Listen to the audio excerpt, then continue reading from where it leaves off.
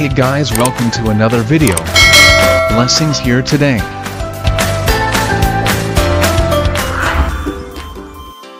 Magandang buhay mga ka-blessings. Mula Luzon, Visayas at Mindanao.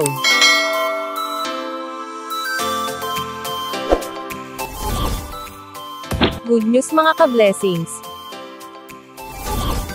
Dahil ang payout po ng cash grants para sa mga beneficiaries ng Conditional Cash Transfer Program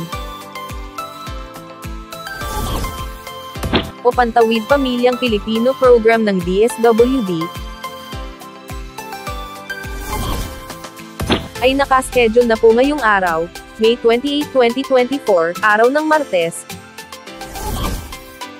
Narito po ang payroll schedule para sa bawat rehiyon.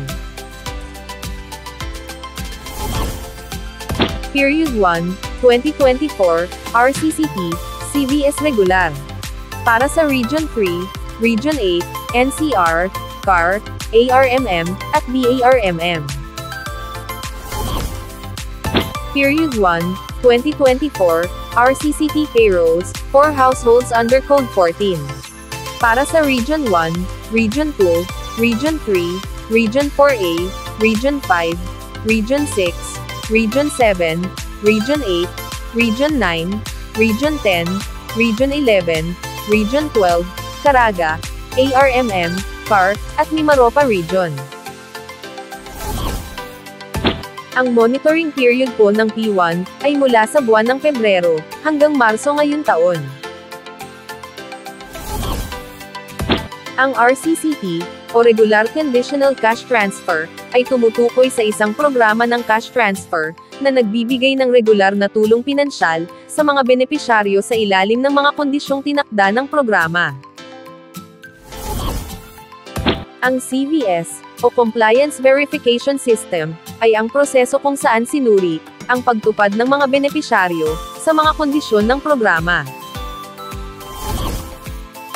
Ang mga households na under sa Code 14 ay tumutukoy sa mga households na hindi na kwalipikado para sa Compliance Verification System o CVS monitoring, at itinuturing na hindi na nangangailangan ng regular na pagsubaybay mula sa Regional Program Management Office o RPMO.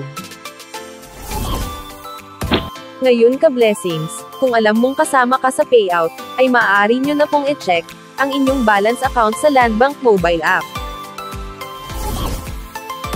Antayin lamang kung pumasok ang inyong cash grant sa inyong account. Dahil tuloy-tuloy po ang crediting ng Landbank sa inyong mga account. Ngayong araw din ka-blessings, May 28, 2024, araw ng Martes, ay maaari na po kayong mag-withdraw sa ATM withdrawals sa mga piling Landbank servicing branches na malapit sa inyong lugar. Magbaon po ng payong para hindi mabasa ng ulan. Keep safe always mga ka-blessings. God bless po. Ang Pantawid Pamilyang Pilipino Program o 4Ps, ay programa ng pambansang pamahalaan na ipinatutupad ng Department of Social Welfare and Development o DSWD, sa pakikipagtulungan sa iba't ibang ahensya gaya ng DepEd, DOH, DILG, at sa mga lokal na pamahalaan. Pinagtibay ang programa sa pamamagitan ng pagsasabatas nito bilang Republic Act 11310. Ayon sa batas, ang 4Ps ang magiging pambansang stratehiya upang mabawasan, at kalaunan ay puksain ang kahirapan sa ating bansa. Ang 4Ps ay namumuhunan sa human capital ng mga mahihirap na sambahayan, sa pamamagitan ng pagpapabuti sa aspeto ng kalusugan, nutrisyon, at edukasyon ng mga kasapi ng programa. Nagbibigay din ang programa ng psychosocial at psychoeducation intervention sa pamamagitan ng family development session, bilang gabay sa unti-unting pag-unlad at pagpapatatag ng kanilang pamumuhay.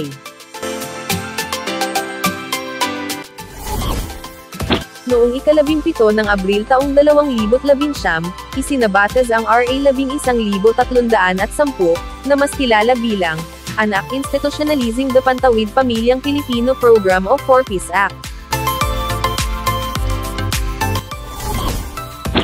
Sa pagsasabatas nito, ang 4Ps na programa sa ilalim ng Department of Social Welfare and Development ay magiging permanenteng pambansang estratehiya ng gobyerno, upang puksain ang kahirapan sa bansa sa pamamagitan ng pagbibigay ng tulong pinansyal sa mga mahihirap na pamilyang Pilipino, upang mapabuti ang kanilang kalusugan, nutrisyon, at edukasyon. Sino-sino ang maaaring maging benepisyaryo ng 4Ps? Ang mga maaaring maging benepisyaryo nito ay mga mahihirap na pamilyang Pilipino, na siyang makakasunod sa mga kondisyon ng programa. Automatikong kasama na sa targeting system na ito ang mga magsasaka, mangingisda, walang tirahan, katutubo, informal settlers, at mga pamilyang nasa malalayong lugar, o geographically isolated and disadvantaged areas.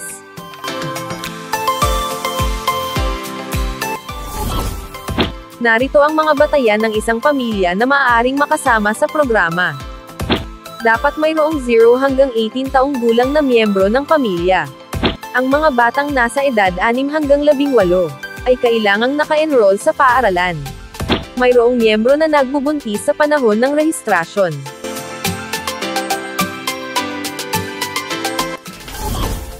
Ang isang kwalipikadong pamilya ay maaari lamang maging benepisyaryo ng programa sa loob ng 7 taon. Paano makasama sa Pantawid Pamilyang Pilipino Program o 4Ps? Ang mga benepisyaryo ng programa ay pinipili, sa pamamagitan ng National Targeting System for Poverty Reduction o listahanan.